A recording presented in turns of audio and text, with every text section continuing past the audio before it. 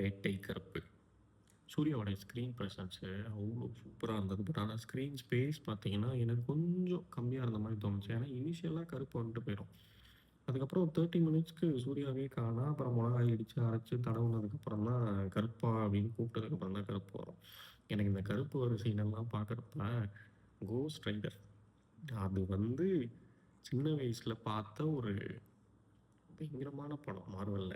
அதுதான் எனக்கு வந்து அந்த சங்கிலி எடுத்து வீசும்போது, இவங்க அந்த ரெட் கலர்ல அந்த அனிமே மாரி பண்ண விஷயம்லாம் பார்க்குறப்ப எனக்கு கோஸ்ட் ரைடர் தான் அப்படியே மைண்ட்ல வந்து அப்படியே ஃபோக்கஸ் ஆகி இருந்துட்டே இருந்தது. பட் அதுக்காக இது வந்து ரொம்ப இதா பண்ணியிருக்காங்க அப்படின்லாம் சொல்ல மாட்டேன். ஒரு கமர்ஷியலா தியேட்டர் எலிமெண்ட்டான படம் நீங்க வந்து இப்ப வர சில படங்கள்லாம் பார்த்தீங்க அப்படின்னா, ஓடிடில ரிலீஸ் ஆனதும் நம்ம டிவில உட்காந்து பார்க்கும்போது, அந்த அளவுக்கு ஒரு எக்ஸைட்மென்ட் இருக்காது. நீங்க கும்பலோட கும்பலா தியேட்டர்ல உட்காந்து பார்க்கும்போது, ஜாலியா டைம் ஸ்பெண்ட் பண்ணி என்டர்டெயின்மெண்ட்டா பார்த்துட்டு வந்துடலாம். ஸோ அந்த மாரி தான் செகண்ட் ஹாஃப் எனக்கு அந்த கிளைமேக்ஸ் அந்த கருப்பா ஒரு விஷயம் சூர்யா பண்ணியிருப்பாங்க. அது பயங்கரமா இருந்தது. அது பக்கா அது வந்து ஒரு பக்கா தியேட்டர் எலிமெண்ட். நீங்க தியேட்டர்ல உட்காந்து பார்த்தீங்க அப்படின்னா தான் சூப்பரா வந்து ஒர்க் அவுட் ஆகும். செகண்ட் ஹாஃப்ல எனக்கு முடிஞ்ச அளவுக்கு இது படம் ஃபுல்லா பார்த்தீங்க அப்படின்னா, ஆர்ஜே பாலாஜியும், த்ரிஷாவும் எல்லா இடத்துலயும் இருக்கிற மாரி இருக்கும்.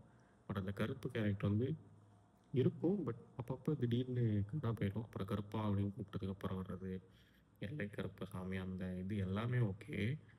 ஒரு பர்ட்டிகுலர் சீன்ல அந்த கோயில இடிக்கலான்னு சொல்லிட்டு போவாங்க. அப்ப அந்த கருப்பு படுத்திருக்கும். அத எந்திச்சு வந்து ஃபைட் பண்ற சீன் அப்போ ஒரு விஷயம் பண்ணியிருப்பாங்க.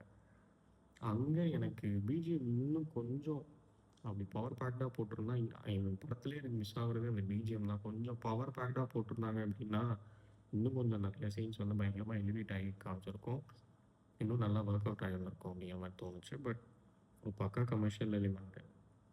கடவுள சிலை கிட்டத்தட்ட இந்த மூக்குத்தி, அம்மன், ராஜா ப்ராஜெக்ட் அதையே அப்படியே போட்டு, அப்புறம் எல்கேஜியோட ரெஃபரன்ஸஸ், ஸ்பாய்லர் அலர்ட் இது எல்லாமே உள்ள தூக்கி போட்டு நல்லா டெலிவரி பண்ணியிருக்காங்க.